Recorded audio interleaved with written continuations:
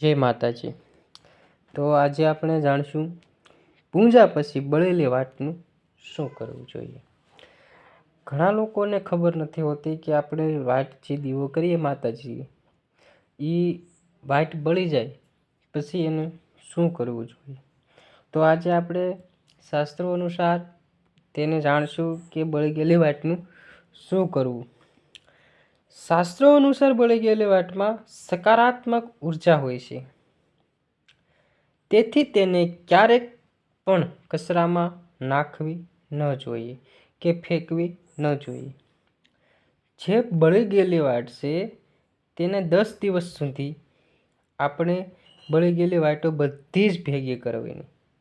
10 દિવસની અંદર જેટલી વાટો આપણે હોય એટલી ભેગી કરવાની। પછી 11મા દિવસે એક મોટા દીવામાં કપૂર નાખવાનું અને 4-5 લવિંગ નાખી અને બધી જ વાટોને બાળી દો। તે દીવાનો ધુમાડો આખા ઘરમાં ફેલાવો। આખા ઘરમાં ફેલાઈ ગયા બાદ તેને છત પર રાખવાનું અને તેની થોડીક રાખ બીજા દિવસે એક બોક્સમાં રાખી મૂકવાની।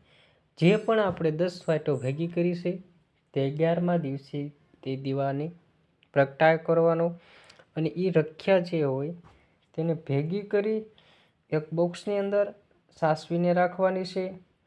એ રાખને શું કરવાનું તો કે જ્યારે આપણે કોઈ પણ અગત્યના કામ માટે જતા હોય, સારા કામ કરવા માટે જતા હોય કે આપણા બાળકો પરીક્ષા માટે જતા હોય ત્યારે તેનું તિલક લગાવવાનું, જેથી કરીને બાળકનું મન ચિંતન સ્થિર રહે, સકારાત્મક ઉર્જા બની રહે।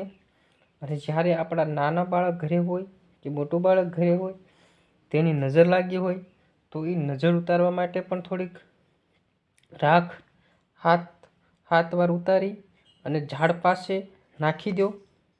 જો વધુ પડતી રાખ હોય તો તેને ઝાડની માટી સાથે પણ ભેળવી દો તો એ ઘણું ગુણકારક છે। તો આવી રીતે આપણે જે માતાજીના દ્વાર પાસે દીવો કરવામાં આવે છે તેની વાટ છે બળી ગયેલી તેને આપણે ફેંકશું નહીં અને આવી રીતે એનો ઉપયોગ કરી અને ઘરની અંદર સુખ શાંતિ સમૃદ્ધિ બની રહે, નકારાત્મક શક્તિ દૂર રહે અને ઘરની અંદર સકારાત્મક શક્તિનો સાક્ષાત્કાર થાય। તેથી આપણે આ પ્રયોગ કરશું। જય માતાજી।